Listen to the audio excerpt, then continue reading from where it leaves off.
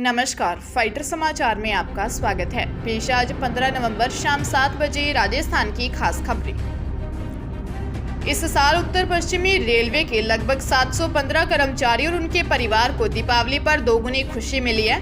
ऐसा इसलिए क्योंकि उन्हें नई पेंशन योजना की जगह पुरानी पेंशन योजना से जोड़ने के रेलवे प्रशासन ने आदेश जारी कर उनके भविष्य को सुरक्षित बना दिया है, जिसके बाद अब इन कर्मचारियों को सेवानिवृत्ति के बाद 50% राशि पेंशन के रूप में मिलेगी। यूनियन के मंडल अध्यक्ष KS अहलावत और GLO उपाध्यक्ष सुभाष पारिक ने बताया कि सरकार के जन शिकायत व पेंशन मंत्रालय के पेंशन और पेंशनर्स कल्याण विभाग के इस वर्ष मार्च के आदेशों के आधार पर रेलवे बोर्ड ने सभी जोनल रेलवे और उत्पादन इकाइयों को दिए गए निर्देश में कहा कि ऐसे कर्मचारी जो रेलवे में 22 दिसंबर 2003 के पहले जारी भर्ती अधिसूचना के तहत नियुक्त हुए हैं, उन्हें नई पेंशन योजना की बजाय पुरानी पेंशन योजना अपनाने का विकल्प 31 अगस्त तक दिया जाए और अगर वे इसके पात्र हैं तब उनके आदेश 31 अक्टूबर तक जारी कर दिए जाएं। बारां जिले की अंता विधानसभा सीट से भाजपा प्रत्याशी कंवरलाल मीणा का विवादित बयान सामने आया है। उन्होंने कहा, वसुंधरा जी ने मुझे यहाँ प्रमोद जैन भाया का इलाज करने भेजा है। आप लोग मुझे जिताकर उसका इलाज करने की सर्जन की डिग्री दे दो। पहले मैं सोच रहा था कि उनकी एक टांग तोड़ दूं, लेकिन गाड़ी में बैठे बैठे सोचा अब तो 2 ही तोड़नी पड़ेगी। इसका वीडियो भी सामने आया है। भाजपा प्रत्याशी मीणा अंता के पाटूदा गांव में जनसंपर्क के दौरान यह बात कही थी। वीडियो सामने आने के बाद कांग्रेस प्रत्याशी और मंत्री प्रमोद जैन भाया ने इसकी शिकायत चुनाव आयोग को की है। नागौर जिले में होम वोटिंग के दिन 104 साल की बुजुर्ग वोटर के परिजन भड़क उठे। परिजनों का आरोप है कि मतदान करवाने आए कर्मचारी ने महिला की इच्छा के खिलाफ दूसरी पार्टी को वोट दे दिया। महिला ने परिजनों से शिकायत की तो हंगामा खड़ा हो गया। मामला परबतसर के पास ललाना गांव का है। यहाँ मतदान दल दोपहर को 104 साल की बुजुर्ग महिला प्रताप कंवर का वोट डलवाने के लिए पहुंचा था। महिला स्वयं पोलिंग बूथ जाकर वोट डालने में असमर्थ थी, इसीलिए होम वोटिंग के लिए फार्म भरा था। महिला के परिजनों का आरोप है कि वोटर ने 2 नंबर क्रमांक पर वोट देने को कहा था, लेकिन टीम के कर्मचारी ने परिवार के सदस्यों को कमरे से बाहर कर दिया और खुद 3 नंबर क्रमांक पर वोट दे दिया। परिजनों ने टीम को घर में घेर लिया और पूर्व सरपंच नंद सिंह को बुलाया। परिवार और पूर्व सरपंच की ओर से जिला निर्वाचन अधिकारी से मामले की शिकायत की गई है। निर्वाचन अधिकारी जांच करेंगे। जोधपुर जिले में रिटायर्ड बैंक अधिकारी धन्नाराम को भी ठगों ने बिजली का बिल जमा नहीं होने को लेकर झांसे में लिया। उनके झांसे में आने पर ठगों ने व्हाट्सएप पर एक लिंक भेजा, जिस पर क्लिक करते ही उनके खाते से 3,51,000 रुपए निकाल लिए गए। बाद में उन्होंने थाने पहुंचकर रिपोर्ट दी। मामले में कार्रवाई करते हुए पुलिस ने बैंक खातों की डिटेल लेकर 2,70,000 रुपए रिफंड करवाए। सुंथला में रहने वाली एक युवती के मोबाइल पर भी एक इंश्योरेंस कंपनी के प्रतिनिधि के रूप में महिला ने कॉल किया। इंश्योरेंस का झांसा देकर उसके खाते से 3,35,000 रुपए ट्रांसफर करवा लिए गए। ठगी का एहसास होने पर युवती थाने पहुंची और मामला दर्ज करवाया। पुलिस ने कार्रवाई करते हुए 1,36,716 रुपए रिफंड करवाए। पुलिस ने किसी भी अनजान लिंक पर क्लिक नहीं करने, अनवेरिफाइड एप्लीकेशन इंस्टॉल नहीं करने की सलाह दी है। बीजेपी के राष्ट्रीय अध्यक्ष JP नड्डा 17 नवंबर को जैसलमेर आएंगे। वे जैसलमेर के हनुमान चौराहे पर बीजेपी उम्मीदवार छोटू सिंह भाटी के पक्ष में आम जनसभा को संबोधित करेंगे। JP नड्डा के यात्रा कार्यक्रम की जानकारी देते हुए बीजेपी जिला अध्यक्ष चंद्र प्रकाश शारदा ने बताया कि हनुमान चौराहे पर 17 नवंबर को दोपहर 2 बजे आम जनसभा का आयोजन होगा। इस सभा की तैयारियों को लेकर सभी बीजेपी पदाधिकारियों को निर्देश देकर कार्यभार सौंपे गए हैं। नड्डा की यात्रा को लेकर जैसलमेर बीजेपी कार्यालय में हुई बैठक में सभी पदाधिकारियों और कार्यकर्ताओं को निर्देश देते हुए ज्यादा से ज्यादा संख्या में हनुमान चौराहे पर जुटने की अपील की गई है। कार्यक्रम के अनुसार नड्डा 17 नवंबर को सुबह 11 बजे औसियां, 1 बजे पिपाड़ आम जनसभा के बाद हेलीकॉप्टर से जैसलमेर पहुंचेंगे। यहाँ आम सभा के बाद 4 बजे जोधपुर के लिए रवाना हो जाएंगे। रोहतक के कबूलपुर गांव में एक शख्स ने अपने 4 बच्चों को जहर दे दिया। उसकी 2 बेटियों व 1 बेटे की मौत हो गई, जबकि एक बेटी की हालत गंभीर बनी हुई है, जिसको अस्पताल में दाखिल करवाया गया है। बताया जा रहा है कि आरोपी शख्स कर्ज की वजह से परेशान था और इसी वजह से उसने यह कदम उठाया।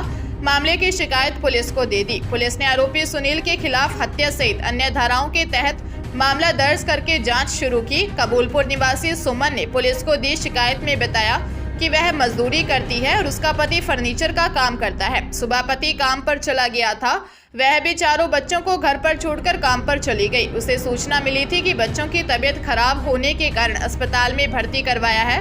वह तुरंत पीजीआई पहुंची, जहां पर उसकी 8 वर्षीय लड़की हिना ने बताया कि पिता सुनील ने जहर खिला दिया। अस्पताल में 10 वर्षीय लिसिका, 7 वर्षीय दीक्षा व 1 साल के देव की मौत हो गई।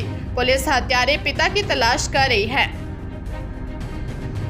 डूंगरपुर जिले के दोवड़ा थाना क्षेत्र के रणसागर के पास कार ने बाइक को टक्कर मार दी। हादसे में बाइक सवार 8 वर्षीय पुत्र और उसके पिता की मौत हो गई। हादसे में बड़ा बेटा गंभीर घायल हो गया।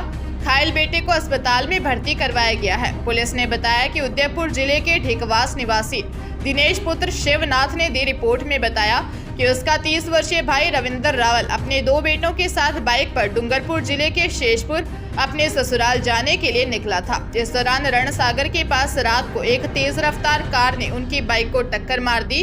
हादसे में बाइक सवार रविंदर और उसके 2 बेटे गंभीर घायल हो गए। तीनों को एम्बुलेंस के जरिए अस्पताल पहुंचाया, जहां पर डॉक्टर ने जांच के बाद रवि और उसके 8 वर्षीय बेटे संजय को मृत घोषित कर दिया।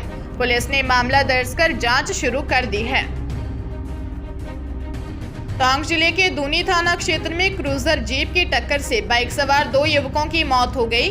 हादसे में एक युवक गंभीर घायल हो गया। घायल को इलाज के लिए दूनी अस्पताल पहुंचाया, जहां उसकी हालत गंभीर होने पर डॉक्टरों ने टोंक रेफर कर दिया। हादसे के बाद क्रूजर ड्राइवर क्रूजर को मौके पर छोड़कर फरार हो गया। थाना प्रभारी विजय सिंह ने बताया कि बूंदी जिले के हिंडौली थाना क्षेत्र के उमर निवासी 25 वर्षीय दीपक वर्मा, रोशनदा निवासी 23 वर्षीय मूलचंद सैनी और 24 वर्षीय राम रतन सैनी बाइक से दूंचा माताजी के दर्शन करने जा रहे थे। इसी दौरान दूनी थाने से करीब 200 मीटर दूर सामने से आ रही क्रूजर जीप ने रॉन्ग साइड में आकर बाइक को टक्कर मार दी।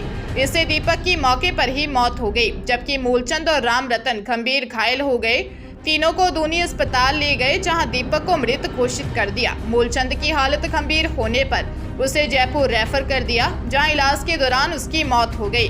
पुलिस ने क्रूजर को जब्त कर मामला दर्ज कर जांच शुरू कर दी है। डूंगरपुर जिले में आपस में झगड़ रहे पति पत्नी के बीच समझाइश करने आए युवक को अपनी जान से हाथ धोना पड़ा। पति ने गुस्से में युवक पर हमला कर दिया, जिससे युवक की मौत हो गई। वारदात के बाद आरोपी मौके से फरार हो गया। घटना धांबोला थाना क्षेत्र के भंडारी गांव की है। थानाधिकारी राकेश कटारा ने बताया कि भंडारी गांव निवासी रायचंद डामोर रात को शराब के नशे में पत्नी से मारपीट कर रहा था। इसी बीच कमोडी मदद मांगने के लिए भागकर अपने पड़ोसी भवान सिंह के घर पहुंची। नशे में धुत रायचंद डामोर ने अपनी पत्नी के पीछे पीछे भवान सिंह के घर पहुंचा। इस दौरान भवान सिंह के बीच में बचाव किया। उसी समय रायचंद डामोर ने भवान सिंह पर हमला कर दिया, जिससे उसकी मौत हो गई। पुलिस आरोपी की तलाश कर रही है। झालावाड़ जिले की सुनेल पुलिस ने साडू की हत्या के आरोपी 22 वर्षीय लखन भील निवासी रैपला बस्ती को उसके गांव से गिरफ्तार किया है। आरोपी ने 2 दिन पहले 12 नवंबर को अपने रिश्तेदार के साथ मारपीट की थी। मारपीट में घायल रिश्तेदार की इलाज के दौरान मौत हो गई।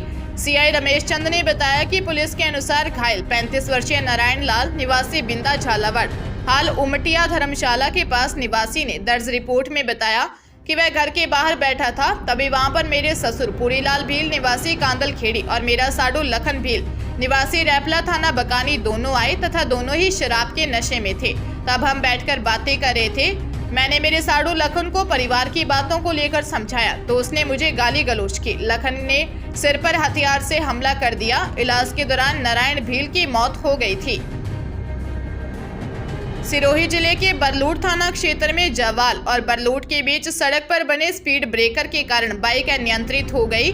बाइक पर सवार महिला सहित 2 लोग घायल हो गए। घायलों को मौके पर मौजूद लोगों ने जवाल के सरकारी अस्पताल पहुंचाया, जहां इलाज के दौरान महिला की मौत हो गई। जवाल बरलूट के बीच क्षतिग्रस्त सड़क की मरम्मत के बाद स्पीड ब्रेकर बना दिया गया, जिसके चलते वहां आए दिन हादसे हो रहे हैं। जवाल और बरलूट के बीच सरनेश्वर जी मोड़ पर बने स्पीड ब्रेकर पर एक बाइक अनियंत्रित होकर फिसल गई। हादसे में बाइक सवार व्यक्ति और महिला छिटक कर दूर जा गिरे। हादसे में बाइक पर पीछे बैठी महिला राडबर निवासी 52 वर्षीय उमराव कुंवर घायल हो गई। इलाज के दौरान उसकी मौत हो गई।